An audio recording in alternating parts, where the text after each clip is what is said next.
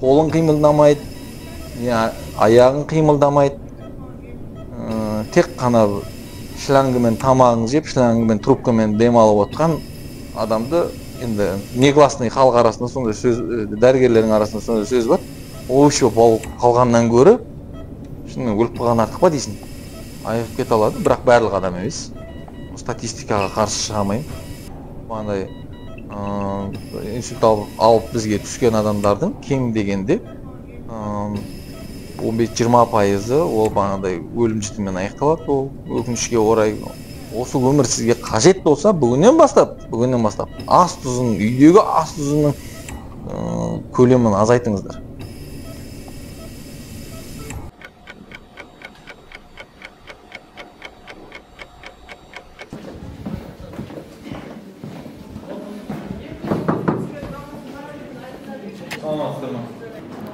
Қалайсыз?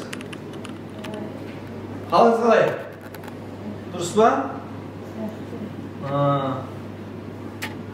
Көзіңізді ашыңызшы маған қарай. Әлде қайда дұрыс болып қалыпты. Басыңыздың ауырсынуы басылды ма? Басылмай жатыр ма? Енді оңай емес, енді инсульт алдыңыз, басқа қан құйылды. Ол бірден кетпейді ол.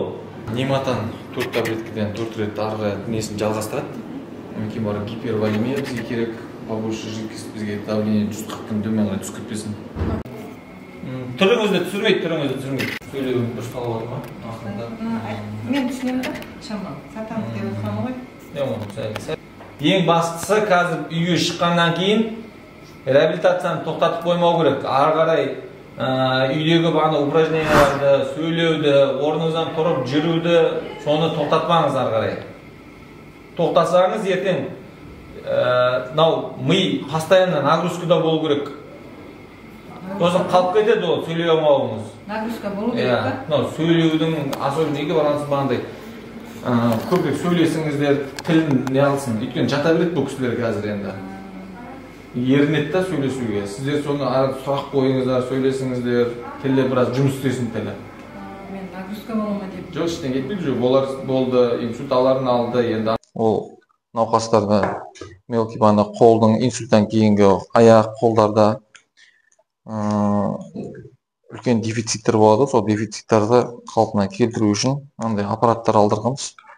Арнайы біздің спонсорларымыздың көмегімен келіп жатқан дүние. Науқастар өздігімен бағана аппарат ашылып, жабылады осылай. Қазір осындай аппаратуралардың енді алдағы уақытта аяқ бұлшықеттерін қалпына келтіруге де арналған түрлері жоспарланып отыр алынуға клиникамызда. Олар келсе әлдеқайда еңбегіміздің нәтижесі одан да жақсы көрінеді деген ойдамыз. Бірақ дүниежүзілік инсультпен күрес күні деген нәрсе бар. Әр жылда октябрьдің 29 күні бізде дүниежүзілік инсультқа қарсы күрес күні іс-шараларымен ақталып өтіледі. Әртүрлі іс-шаралар болады, сан бюллетендер жазылады, сан мыңдаған бағанадай акциялар ұйымдастырылады, көшелердегі тегін бағана анализдер, ашық есік күндері деген сияқты неше түрлі бағдарламалармен бұл іс-шаралар өтіп жатады. Бірақ ол іс-шаралардың қаншамасы өткеніне қарамай, сонда да инсульттің саны да өсіп жатыр. Оның бағандай бұрын жас ерекшелігі болатын еді, ол жас ерекшелікке қаралып жатқан ол да жоқ. Енді қазір жасарып та жатыр. Ол бұрын сонда 40 жастағы жігіттер, 30 жастағы темір тепсе темір үзетін жастағы жігіттердің инсульт алып жатқанын мәселен бұрын сонда ести бермейтін. Қазір ол өте жиі кездесетін дүниелердің бірі. Оған сан түрлі себептер бар, әрине, оған бөлек-бөлек тоқталып өтерміз, бірақ жалпы инсульттің қазіргі таңдағы құндылығын айтып кететін болсақ, ол бағана жеке бір күнді арнағаннан кейін, демек дүние жүзінде де бұл проблема өте актуальды болып тұр. Енді онымен соншама күрес болғанына қарамай, халқымыз оның бір азаятын түрі жоқ. Қарапайым стандартный методтармен, стандартный әдістермен де күресіп жатыр. Әртүрлі бағана нелерді жасалынып жатыр, шаралар жасалынып жатыр, сан бюллетендер ілініп жатыр. салауатты өмір салты насихаты деген сияқты жүргізіп жатыр, бірақ результат жоқ. Енді мен де бір қалыпты көп нәрсені бір өзгертіп жібере аламын деп айта алмаймын, бірақ енді сонша бір басқа қырынан айтайыншы, басқа мүмкін андай официально емес, былайынан бейресми түрде сөйлесейікші, бір бейресми түрде айтып түсіндірейін халыққа, мүмкін бұл осылай бір түсінер, жастардың тілімен, халықтың тілімен түсіндірейін деген сияқты бір бүгін бір сұхбат жүргізгім келіп отыр. Сондықтан қазіргі таңда енді жалпы мына инсультті қысқаша бір статистикасын келтіріп кетейін. Енді қазіргі таңда әлемде өмір сүріп жатқан адамдардың жалпы есептеген кезде 4-тен бірі 25% ол міндетті түрде инсульт алады. Есептей беріңіз, оның қаншалықты көп екендігі. Енді ол инсульт алғандардың ішінен 80% еңбекке жарамсыз болып қалады. Еңбекке жарамсыз болу деген сөз ол экономикамызға шығын, ол жарайды, ол жағында айтпай ақ қояйық. Олардың әрқайсысының, бірақ өзін ер азаматтың, өзін халыққа әрдайым қызмет етіп жүрген адамға бір инсульт алып қалу өте ауыр бір соққы. Еліміз үшін де, оның әулеті үшін де өте ауыр соққы. Ол кісі сол инсульт алып жатқан адамдардың ішінде, ол 80% дедік қой, сол 80%-дің өзінен 15-20% өліп кетеді бірден. Кей кезде айтамыз, ендеше өліп кеткен артық негізінде инсульттан. Сен аман қалып, анау тірі қалып кетіп, бірақ біздің дәрігерлердің арасында бір енді негласный бір термин бар, овощ деген. Не қолың қимылдамайды, не аяғың қимылдамайды, тек қана шлангымен тамағын жеп, шлангымен трубкамен демалып отқан адамды, енді негласный халық арасында сондай сөз, дәрігерлердің арасында сондай сөз бар. Овощ болып қалғаннан гөрі шынымен өліп қалған артық па дейсің. Бәріне жүк болып, әулетіңе жүк болып, дос жора жолдастарыңа жүк болып, бала шағаңа жүк болып. Қазір қарайды, талай бала шағаны көрдік біз. Инсульттің осы жерде емдеп жүріп, операция жасап, талай бала шағаны көрдік. Басында бірақ ертең бір айдан кейін уже әке-шешелерін қоярға жер таппай, әрбір пансионатқа өткізіп, айқаймен болсын, ұрыспен болсын, лишь бы больницаға тығудың әрекетін жасап жүретін бала шағаны білеміз. Ондай ағайын туыстарды білеміз. Инсультпен мен бірінші күн айналысып жүрген жоқпын. Мен айналысып жүргеніме қазір осымен 8-9 жыл болды қазір инсультпен айналысып жүргенімізге. Ондайдың талайын көріп отырмыз. Бала шағасы жоқ кісілерді түсінеміз, иә, бірақ бала шағасы болып тұрып, бала шағаларының ондай қарамауларына да жол беріліп жатқаннан кейін қазір біз инсультке соншалықты жанымыз ашып жатқаны, қазір не істей аламыз осы жолда деп ойластырып жатырмыз. Осы жолда ангионеврологиялық орталық ашайық, осы инсульттан кейінгі науқастарды осы жерде до конца, соңына дейін өзіміз зерттейік, ары қарай үгіт насихат жүргізейік. Олар мүмкін себебін түсінбей жүрген шығар. Олар мүмкін последствиясын түсінбей жүрген шығар. Жастарымыз қазір өзіміздің арамызда ең спокойно ішіліп жүретін Горилла, Red Bull деген сияқты сусындардың зардабын түсінбей жүрген шығар. Мынау ағайын туыстарымыз күнделікті кәдімгідей тұздап ет жеудегендегі тұздың зиянын түсінбей жүрген шығар. Әрбір тамағым, әрбір шайымызге қасықтап қант қосып жүрген енді ел арасында ғылыми түрде белый яд дейтін аппақ уымызды зиянын түсінбей жүрген шығармыз деген сияқты осы тақырыптардың барлығы қазір актуальды болып жатқаннан кейін осыны бір айтайық деген бір кішігірім бір өзіңізден сұхбат берейін. Осы тақырыптарды қозғайыншы, жүрегі жарды бір осындай бір әңгіме жиналып қалды кеудемізде. Не істейміз, бұл инсульт ары қарай осылай кете бере ма? Жастар да осылай ары қарай инсульт ала бере ма? Қарттарымыз, үлкендеріміз, тепсе темір үзетін жастағы жігіттеріміз инвалид болып, не дейді, баяғы жігіттер, баяғы батырларымыз, байларымыз бүкіл әулетін билейтін жігіттер еді, қазір әулет түгілі өз-өзіне қарай алмай алатын жағдайға келдік. Енді осылай болып жалғаса бере ма деп осы тақырыпты қозғайық деп өзіңізден бір уақыт сұрадық. Енді ол инсультті бағана кішігірім тоқталып кетейін. Бұл не ол өзі инсульт деген? Инсульт деген мынау миға, адамның өз денесінің бір 5% мидан тұрады. Мидың өзі негізгі материалы ол су. Сондықтан оған әрдайым ми өте көп кислород, өте көп глюкоза, өте көп бағандай витамин, басқа пайдалы заттарды қажет етіп тұратын бір мүше адамның. Өйткені 24/7 жұмысы тоқтамайды оның. Сондықтан оған ол пайдалы заттарды оттегісін апаратын негізгі 4 тамыр бар. Екі алдыңғы күре тамыр, екі арттағы омыртқа тамыры бар. Осы тамырлардың негізгі магистральдардан бастап майда тамырларға шейін сол тамырлардың жұмысының нашарлауын бізге инсульт қалып келеді. Ол орысша айтқан кезде острое нарушение мозгового кровообращения деп атаймыз. Бас ми қайнауының жедел бұзылысы. Оның енді өзінің екі түрлі болады. Ол енді сіздерге жалпы жұртқа қатты бір пайда несі жоқ, бірақ сонда да айта кетейік, бұның бағана ишемиялық деген түрі болады, қан тамырының бітелуімен жүретін, және геморрагиялық деген түрі болады, ол қан тамырының жыртылуымен жүреді. Енді соған байланысты, негізінде түріне байланысты әртүрлі емдеу әдістері де соған қарай өзгере береді. Бірақ оған әкелетін себептер жалпы айтқан кезде өзі бізде қоғамда дүниежүзілік денсаулық сақтау ұйымының ұсынған 5 негізгі себептері бар. Ол бағандай негізгісі артық салмақ, ауа райының бағандай жалпы қоғам ортадағы ауа райының бұзылысы, ауа ластығы деп атайық та енді. Онымен қоса бағандай темекі шегу, глюкозаны шамадан артық қолдану деген сияқты. Қазіргі стрессті жағдайлар. Осы себептердің кесірінен бізде қазір инсульт өте жиілеп бара жатыр, жасарып бара жатыр. Бұмен күресу барлықтарымыздың, әрқайсымыздың борышымыз деп санаймын, әрбір адамның. Өйткені бұл тек қана денсаулық сақтау министрлігіне жүктелген, дәрігерлерге ғана жүктелген бір күш емес, бұл әр адамзаттың өзіне жүктелген міндеті. Өйткені Алла тағала адам баласына денсаулықты аманат ретінде бергеннен кейін, ол аманатқа қиянат жасамай, өзіне уақыты келгенше күтіп баптауымыз керек оны. Ол үшін бағанағыдай дұрыс салауатты өмір салтын қалыптастыру.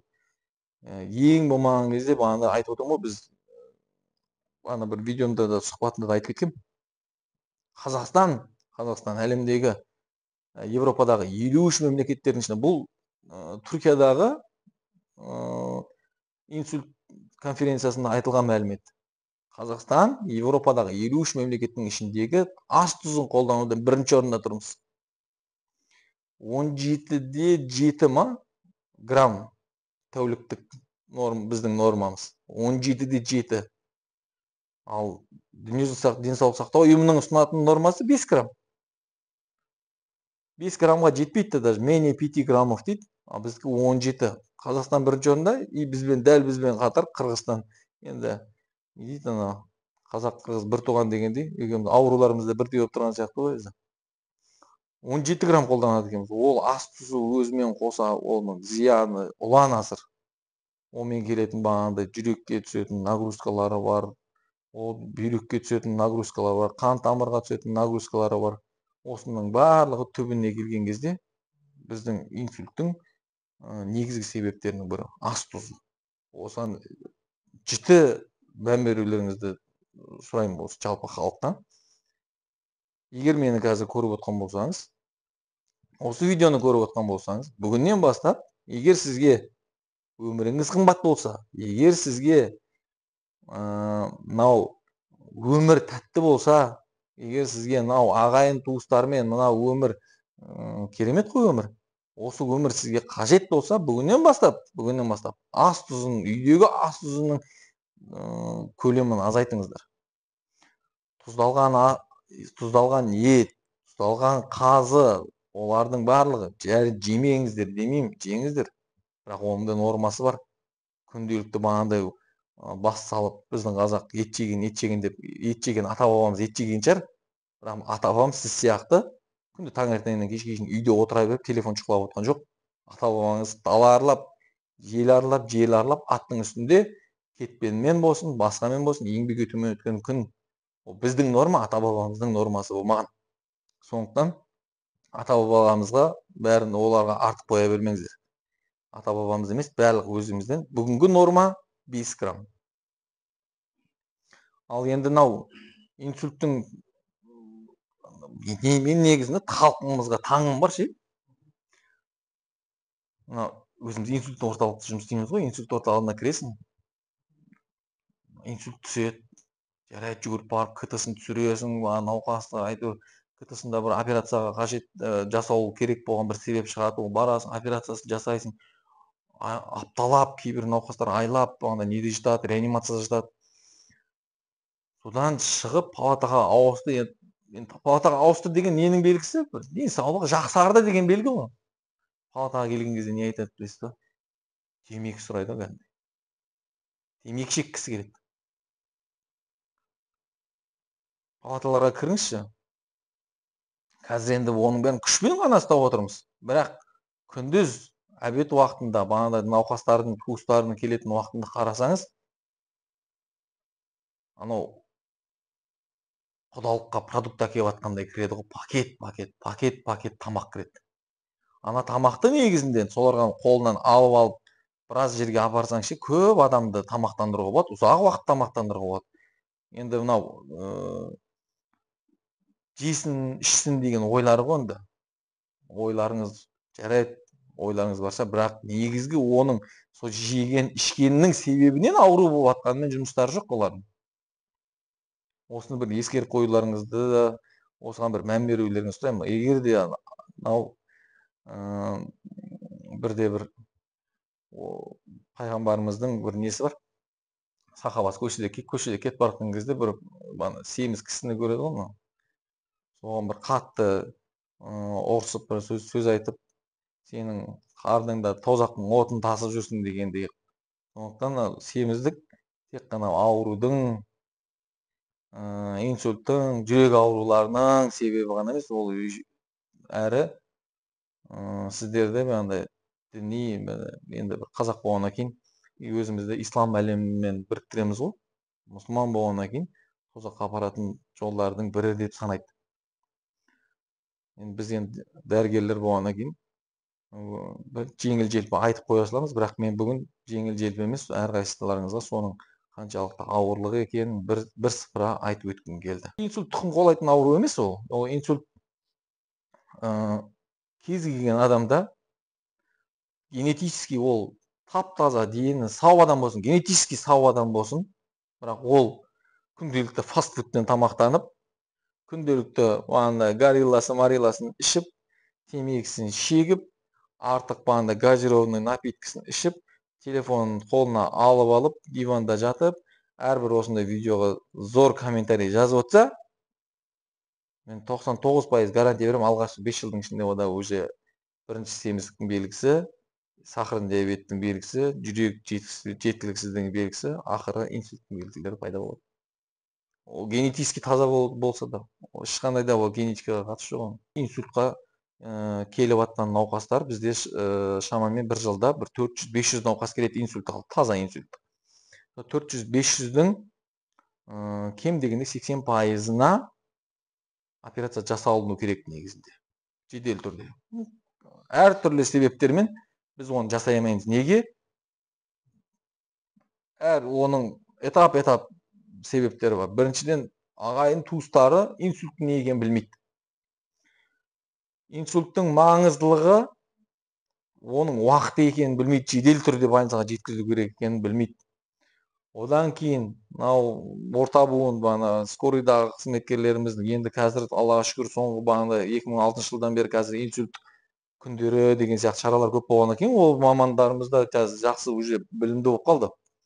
Бірден инсульт орталықтарына барылады. Ол жердегі егер оснащение жалпы қамтамасыз етілуі аурухананың жақсы болатын болса, жалпы 80%-ға шейін операция жасалыну керек. Ал енді біздің өзімізге келетін болсақ, бір жылда шамамен 80-90 операция, үлкен операциялар 80-90 операция жасалынады. Ол эндоваскулярлы операция деп атаймыз, ол заманауи операциялар. Ол шап артериясының арқылы кіріп, мидың тамырының ішіне кіріп, ол жерде контрастты бояу жіберіп, сол контрастты бояуды рентген сәулелерінің астында көріп, қай тамырдың жыртылғанын көріп, ол жыртылған жерге ішінен арнайы қондырғылар бар, сол қондырғылар орнатып, жыртылып жатқан, қан ағып жатқан жерді ішінен бітейміз. Немесе мана ишемиялық түрі дейтін болсақ, ол тромб болып тұрған болса, тромбтың қай жерінде екенін көріп, соны ұстайтын өзі арнайы қондырғылар бар, солармен ұстап, қайттан осы шабар артериясы арқылы оны алып шығамыз. Осылай қазір заманауи дүние жүзінде енді бағандай жақсы қолға алып келжатқан операциялар бізде де бар Түркістанда, оны жасап жатырмыз қазір. Енді айығып кете алады, бірақ барлық адам емес. Статистикаға қарсы шыға алмаймын. Бағандай инсульт алып бізге түскен адамдардың кем дегенде 15-20% ол бағандай өлім жітіммен аяқталады. Ол өкінішке орай әртүрлі себептермен. Қалғандары 50-60% ауыр түрде мүгедек болып қалады. Енді 5-10%, 10%дан артық емес, 5-10% бұрынғы қалыпты өміріне түсе алады. Бірақ бәрібір өздігінің ізін қалдырады. Өйткені мидың бір ерекшелігі сол, бағанағы адамдар бір не бермей жүр қазір бұған, бір түріктер мана үнемсемер дейді ғой, бір маңызды ретінде санамай жатыр да. Не ол жүрек сияқты бір стенд қойды, арғай жүрегім қайттан жұмыс істеп кетті, бұрынғы өміріме қайтып келдім. Иә, бұрынғы өмірде басқа мамандықтарда келуі мүмкін 100%. Инсультта 100% келмейді. Ешқашан 100% деген сөз жоқ. Біз бағадай өз-өзіне толыққанды қамтамасыз ете алатын, бұрынғы өміріне қайта алатын, жұмыс істей алатындай жағдайға жетсе, біз 100% деп есепке аламыз. Бірақ негізінде ол 100% емес, оның ізі бар. Белгілі бір мидың бір белгілі бір мөлшеріне өлді, мидың белгілі бір мөлшеріне қан құйылды, ол қан өзінің әсерін жасады. Сондықтан оны 100% қалпына келе алады деп айтпаймыз, бірақ 95% келгеннің өзін біз өз өміріне, бағандай бұрынғы өміріне қайтса, біз соны 100% деп есепке алып жатырмыз енді қазір. Сіздің тәжірибеңізде ең жас инсульт алған пациент? Менің тәжірибемде ондай науқастар көп, ол жас науқастар. Ол бағана ең Ахмедов деген, атын айтпай ақ қойын, Ахмедовтер көп қой, андай цензура болып қалмасын деп. Бір жас бала келді, ол өзі бағандай дальнобойщик дейді ғой, жүк көліктерін айдайтын машина бала. Ол жасы 23-те или 22-де сондай болды. Қазір енді 25-ке келіп қалды ғой бала. Ол жігіттің негізгі себептері бағандай суткалап тәуліктеп машина айдайды. Тәуліктеп машинада рөлде отыру үшін Red Bull дизи ішіп, сонымен өзінің артериалды қан қысымы күрт жоғарылап, бірден ми ішілік қан құйылуы болды. Қан құйылуының арты әйтеуір инфекцияға алып келді, басқа да өзінің негізгі басқа да аурулары қозып. Бірақ бала түбінде қайтып шықты. Бірақ жұмысын тастамады, қайттан дальнобойщик болып жүр енді ол бала. Кететініміз инсульттің бана бірнеше түрі бар дедік, ишемический, геморрагический. Ол ауруханадағы невропатолог дәрігерлерге оның түрі қандай, қай түрі екенін анықтау көп қиындық тудырмайды. Бізге ең бастысы ауруханаға уақытылы жеткізу. Осы инсульттің негізгі халық арасындағы жиі қолданылатын ең оңай лайфхактарды айтып қояйық. Ең оңай лайфхактар бізде бағана фаст тест деген бар. Ел арасындағы жүрген бүкіл дүниеде қолданылатын тест. Ол face, фаст деген ағылшынша face, беттің қисаюы, arm, ол аяқ пен қолдың күшінің әлсіреуі, speak, ол сөйлеген кездегі бағанағы тілдің күрмелуі, одан кейін time дейді. Ең қысқа біз үшін ең маңызды дүние қысқа уақыттың арасында ауруханаға жеткізу. Сондықтан егер де үйде отырған кезде, особенно кешкі уақыттарда, кешке жиі кездеседі, ағайын туыстарыңыздың арасында, үлкен кісілердің арасында осы белгілер болып жатса, тәуіп, әулие аралап кетпейміз. Бірінші очередте, егер де осы мен айтқан белгілер болатын болса, міндетті түрде 103-ке хабарласасыздар. Жылдам келген науқастың өміріне қайтып, бұрынғы өміріне қайтуы ықтималдығы жоғарылайды. кешіккен сайын оның мүмкіндігі азаяды. Өйткені ишемиялық инсультпен біз алғашқы 4,5 сағаттың ішінде ғана көмектесе аламыз. Соны алдын ала айтып қояйын, 4,5 сағаттың ішінде ғана ол миын компенсаторлы тамырлармен өз-өзінің пока ұстап тұра алады. 4,5 сағаттан кейін өкінішке орай мидың көп бөлігі келмеске кетеді. Басқа мүшелер сияқты, жүрек сияқты, бауыр сияқты ол қайттан қалпына келетін мүше емес, бұл қалпына келмейді. Бір рет инсульт алды ма, сонымен миымен қоштасасыздар өкінішке орай. Инсульттің себептерінің бірі тамақтану дедік қой, семіздік. Сонан да бір қызық бір статистика бар. Кез келген өзіңіздің таныстарыңыздың арасында реаниматолог деген дәрігерлер бар, невропатолог деген дәрігерлер болса, солардан сұраңыздар. Ол кісілерге сіздерге я деп айтады. Ораза айында инсульт 70-80%-ға азайып кетеді. Кейбір күндері түспейді, бірде-бір науқас түспейді. Неге? Аз тамақ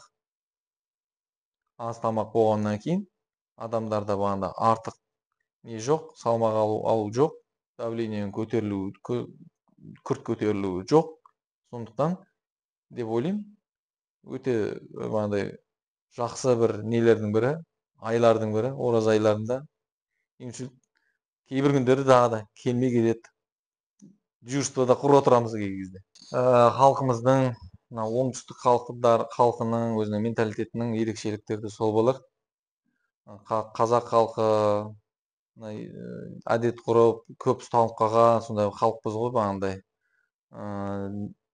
Нетрадиционный методы лечения дегенге көп көңіл бөлетін халықпыз. Сондықтан елге беретін кеңесім тағы да ешқашан бірінші очередте осы инсульттің белгілері пайда болған кезде ондай емдерге бармаңыздар. Тәуіптерді, әулие-әмбиелерді аралап, ондай ол сіздерге ол жерде көмектеспейді. Ол менің бір әулие-әмбиелерге қарсы шығып жатқандығынан емес, ол ғылым. Алла ғылымды берді ма, сіздер де соны бойұсыныңыздар. Статистикаға ешқашан қарсы келе алмаймыз. Сіздер қаншалықты кешіккен сайын біздің сіздерге көмектесу ықтималдығымыз азаяды. Біз сіздерге көмектесе алмаймыз. Бағанағы үйіңде жататын, бірде-бір әрекетке бара алмайтын, сөйлей алмайтын, аяқ қолы қимылдамайтын, трубкамен тамақ ішіп, трубкамен дем алатындардың қатарында болғыңыз келмесе, қазірден бастап, бүгіннен бастап салауатты өмір салты.